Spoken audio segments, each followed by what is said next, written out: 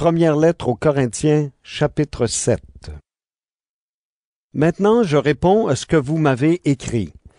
Pour un homme, c'est une bonne chose de ne pas avoir de femme. Pourtant, pour éviter une vie immorale, chaque homme doit avoir sa femme, chaque femme doit avoir son mari. L'homme doit faire son devoir de mari envers sa femme, et la femme doit faire son devoir de femme envers son mari. La femme ne peut pas faire ce qu'elle veut de son corps. Son corps est à son mari. Le mari ne peut pas faire ce qu'il veut de son corps. Son corps est à sa femme. Ne refusez pas de vous unir l'un à l'autre.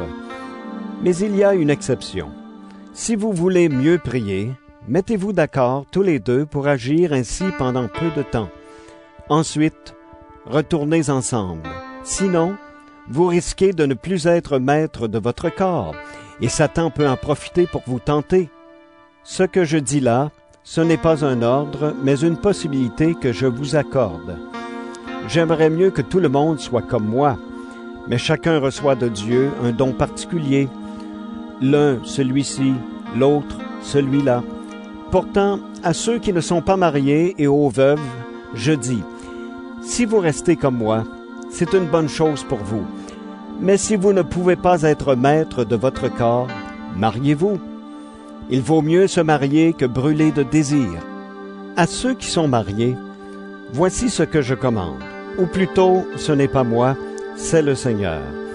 Le mari ne doit pas renvoyer sa femme, et la femme ne doit pas quitter son mari.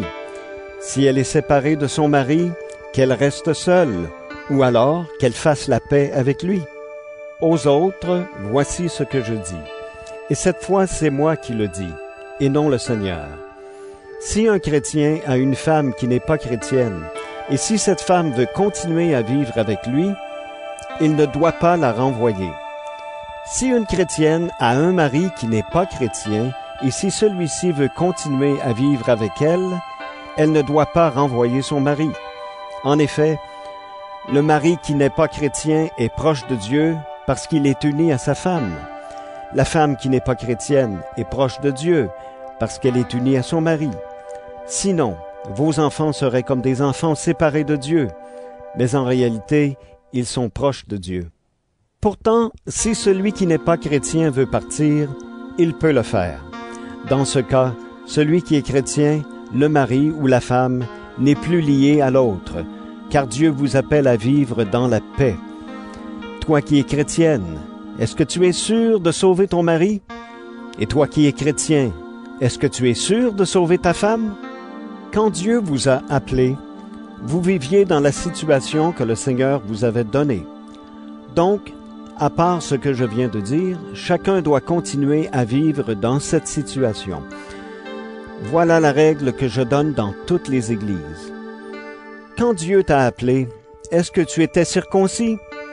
Eh bien, reste circoncis. Tu n'étais pas circoncis? Alors ne te fais pas circoncire. Être circoncis, cela ne signifie rien. Ne pas être circoncis, cela ne signifie rien non plus. Ce qui est important, c'est de faire ce que Dieu commande. Chacun doit rester dans la situation où il était, quand Dieu l'a appelé. Quand Dieu t'a appelé, est-ce que tu étais esclave? Ne sois pas inquiet pour cela. Mais si tu peux devenir un homme libre, profites-en. En effet, l'esclave que le Seigneur a appelé est devenu libre. Il appartient au Seigneur. L'homme libre que le Seigneur a appelé est devenu l'esclave du Christ. Dieu vous a acheté très cher pour vous rendre libre. Ne devenez donc pas esclaves des hommes. Frères et sœurs chrétiens, chacun doit rester devant Dieu dans la situation où il était, quand Dieu l'a appelé. Pour ceux qui ne sont pas mariés, je n'ai pas d'ordre du Seigneur, mais je donne mon avis. C'est l'avis d'un homme digne de confiance, parce que le Seigneur a été bon pour lui. Voici ce que je pense. À cause des difficultés actuelles, c'est une bonne chose de ne pas être marié. Oui, il est bon pour chacun de rester comme il est. Est-ce que tu as une femme? Ne cherche pas à la quitter. Tu n'as pas de femme? Ne cherche pas à te marier. Pourtant, si tu te maries, tu ne commets pas de péché. Et si une jeune fille se marie, elle ne commet pas de péché. Mais les gens mariés auront beaucoup à souffrir dans leur vie de tous les jours, et moi, je voudrais vous éviter cela. Frères et sœurs chrétiens, je vous le dis, il reste peu de temps. Dès maintenant, ceux qui ont une femme doivent vivre comme s'ils n'en avaient pas. Ceux qui pleurent doivent vivre comme s'ils ne pleuraient pas. Ceux qui sont dans la joie doivent vivre comme s'ils n'étaient pas dans la joie. Ceux qui achètent doivent vivre comme si les choses achetées n'étaient pas à eux. Ceux qui profitent de ce monde doivent vivre comme s'ils n'en profitaient pas. En effet, le monde d'aujourd'hui ne va pas durer toujours. Je voudrais que vous n'ayez pas de soucis. Celui qui n'est pas marié s'occupe des affaires du Seigneur. Il cherche à plaire au Seigneur. Mais celui qui est marié s'occupe des affaires du monde. Il cherche à plaire à sa femme. Et ainsi, il est partagé. La femme qui n'est pas mariée ou la jeune fille s'occupe des affaires du Seigneur. Elle cherche à lui appartenir totalement en lui donnant toute leur personne. Mais la femme mariée s'occupe des affaires du monde. Elle cherche à plaire à son mari. Je vous dis cela dans votre intérêt, et non pour vous tendre un piège. Je souhaite que vous choisissiez ce qui est le mieux, en vous attachant au Seigneur et à lui seul. Un jeune homme désire fortement sa fiancée.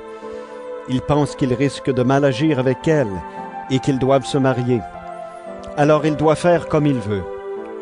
Tous deux n'ont qu'à se marier. Ce jeune homme ne commet pas de péché. Mais il peut décider fermement dans son cœur de ne pas se marier et de ne pas coucher avec sa fiancée. S'il décide vraiment cela dans son cœur, sans être forcé et en restant maître de ses désirs, il fait bien de ne pas se marier. Ainsi, celui qui se marie avec sa fiancée agit bien, mais celui qui ne se marie pas avec elle fait encore mieux. La femme reste liée à son mari pendant tout le temps qu'il vit.